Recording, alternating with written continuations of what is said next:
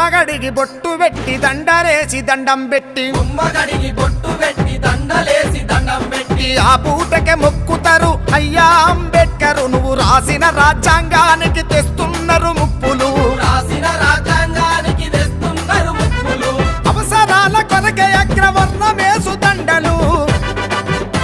బహుజనులు బతుకు తెరువు కొరకే అంటారు జై భీములు ఎవని కులముతోనే వాడు ఈడ కులుకుతుండు గదనయా